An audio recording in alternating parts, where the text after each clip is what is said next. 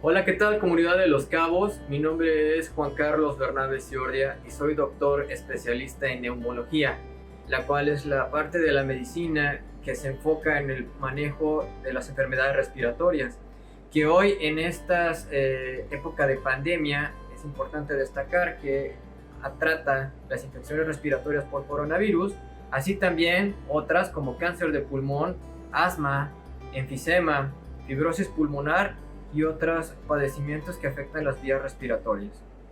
Primero, antes que nada, muchas gracias por la invitación para platicar un poco sobre este tema.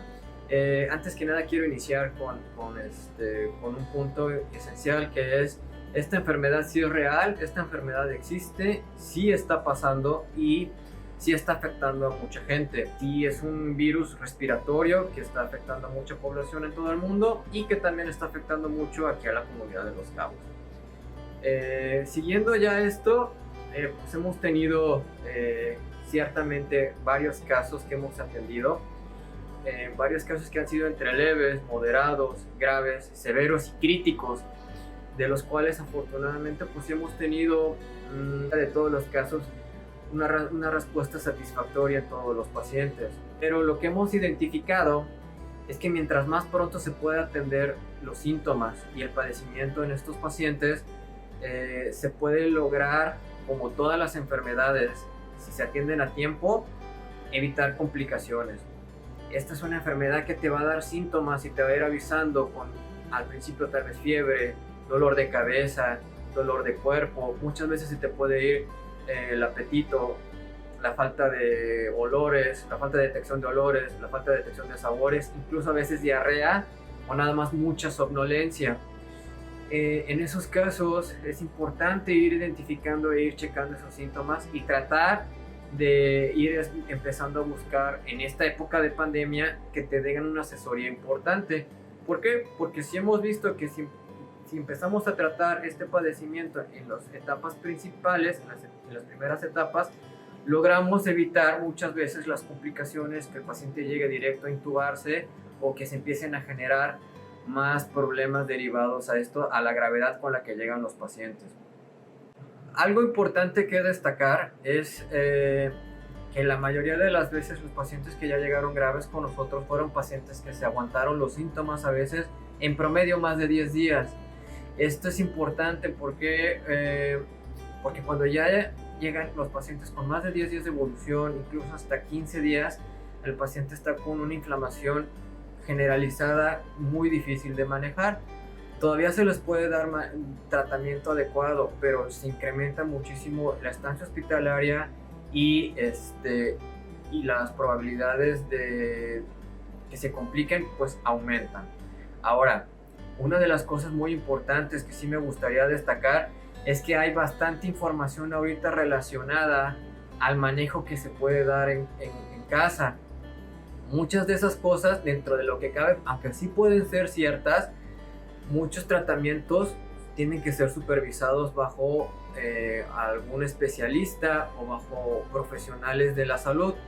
¿Por qué? Porque ha llegado pacientes que se dieron mucho tratamiento anticoagulante y llegaron sangrando, muchos tratamientos con otras posibles soluciones y que no mejoraron o llegaron intoxicados, o que ni siquiera mejoraron. Entonces, sí hay tratamientos que se han visto que son buenos, con buenos resultados en estos pacientes, pero cada de esos tratamientos tiene un ajuste individualizado por cada paciente. No todos los pacientes son iguales y no todos los pacientes responden igual. Es por lo cual una terapia generalizada de medicamentos como una guía no es tan recomendable. Entonces sí se necesita la consulta y la guía de algún médico especialista. Actualmente hay mucha información y que es muy fácil obtenerla de múltiples lugares, internet, así como otras redes sociales, de muchos posibles tratamientos que a lo mejor son o no son buenos para todas las personas. Es importante destacar en cuanto a este punto que deben de buscar asesoría por un profesional, ya sea por un neumólogo especialista, medicina interna, terapia crítica u otorrinolaringología. ¿Por qué? Porque sí, efectivamente puede haber mucha información y muchos tratamientos disponibles, pero no todos van a ser benéficos para toda la población. Así que hay pacientes que se estaban automedicando y lo que realmente nada más tenían una sinusitis, entre otras cosas, y pues el automedicarse muchas veces puede ser un factor de riesgo. ¿Por qué? Porque se han manejado anticoagulantes, se han manejado otros tratamientos y que pues a veces también son manejos que tienen que ser supervisados por especialistas. Un tema también muy importante que está cobrando relevancia en esta pandemia es la utilización de respiradores o ventiladores. Hay mucha información acerca de esto y hay mucho temor. ¿Por qué? Porque la gente que se les comenta que el paciente o su familiar van a requerir ventilación mecánica o respirador, piensan que ya es una carta segura de muerte. Sabemos que no es así.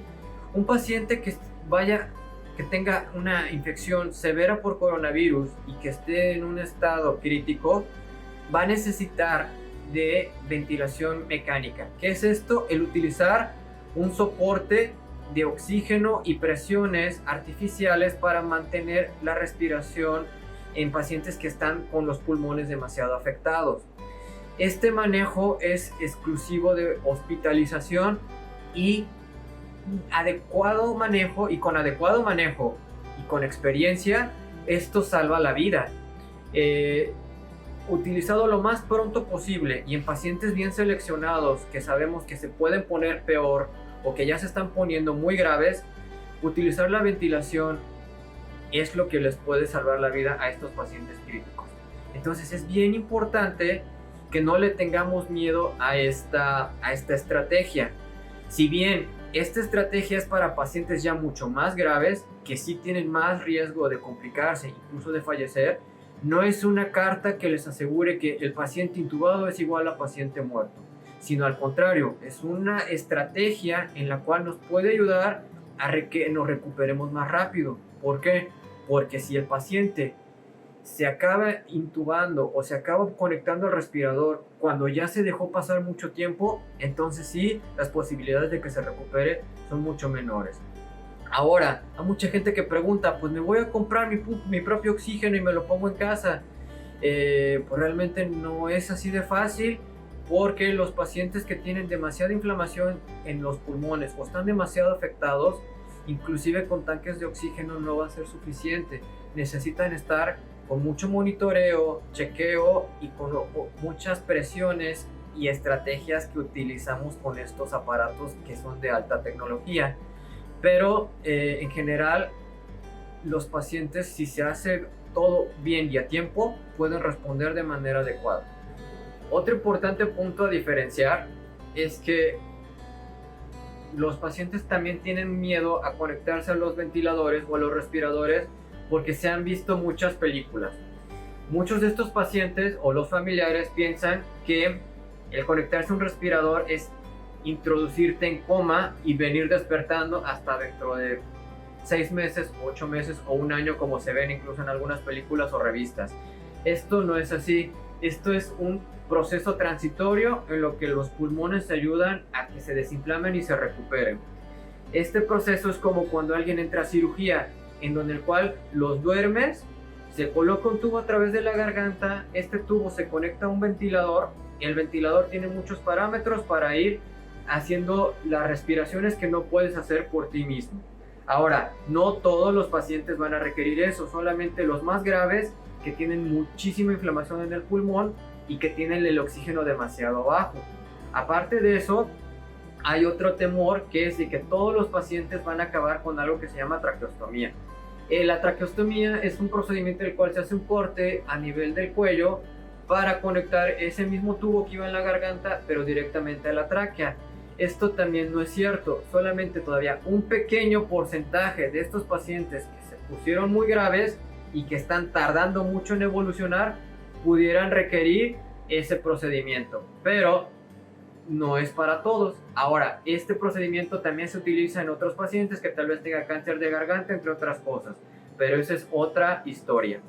Y también, pues, saber que generalmente es únicamente como tener una sedación o un sueño mientras el paciente se va recuperando, va desinflamando su pulmón, resolviendo el problema, y el ventilador va respirando por usted y después se retiraría en caso de que el paciente mejore.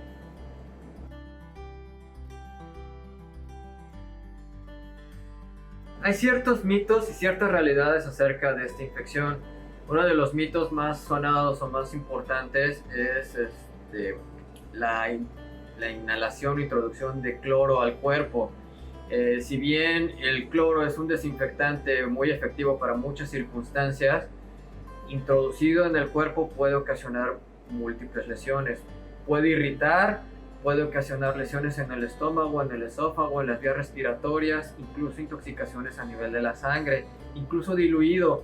Entonces es importante tomar en cuenta que eso pues realmente es un mito. Otra, que tal vez hacerse vaporizaciones con aire muy caliente podía matar el coronavirus, porque alguien sugirió que arriba de 70 grados centígrados pues podía morirse esta infección.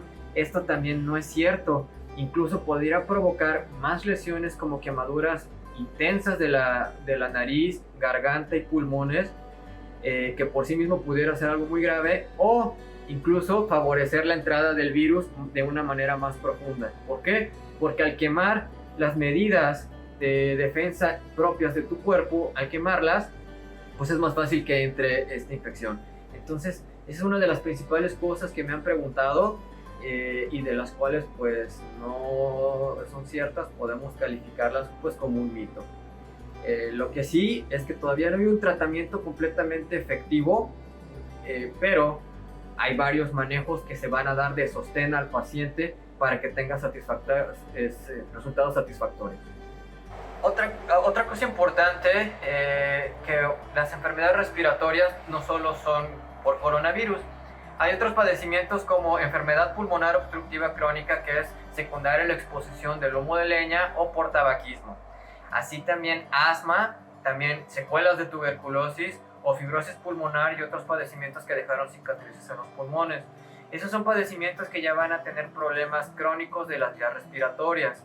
Es importante en estas épocas que sigan con su tratamiento, que no lo suspendan y que en caso de cualquier duda traten de contactar a su médico que los está valorando. Así también actualmente hay muchas estrategias para poder darle seguimiento a los pacientes sin tener que exponerse en la actualidad a adquirir otro tipo de infecciones.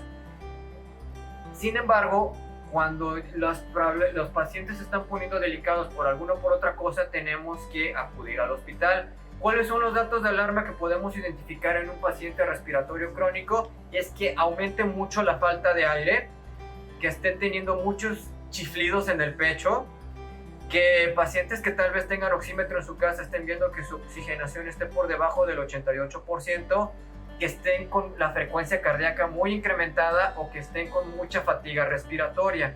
En ese caso tienes que acudir a tu hospital al que normalmente acudes para que tengas una valoración. Si bien muchas veces no va a ser por coronavirus y te esté pasando otro problema respiratorio, sí sería importante darle tratamiento y darle ajuste a todo esto. ¿Por qué? Porque actualmente con el miedo que se tiene al coronavirus, mucha gente no está atendiendo sus síntomas respiratorios cuando se están agravando, provocando que estén llegando también con crisis muy severas. Otra cosa importante es que el esteroide en ciertos pacientes que utilizaban en sus inhaladores, estoy teniendo muchas preguntas que me están haciendo. Doctor, es que he leído que el esteroide es malo y me está enfermando, me puede poner más grave con esta infección de coronavirus.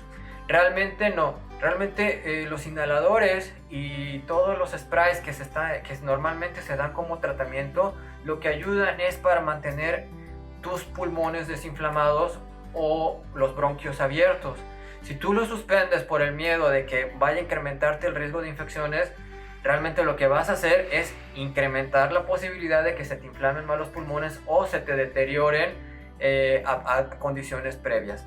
Entonces lo más importante también es no suspender sus tratamientos, y si en caso de que tengan síntomas o complicaciones o algunas dudas, contacten a los médicos que les estaban dando su seguimiento. Y pues hoy en la actualidad hay muchas estrategias para poder seguirlos valorándolo con toda la seguridad.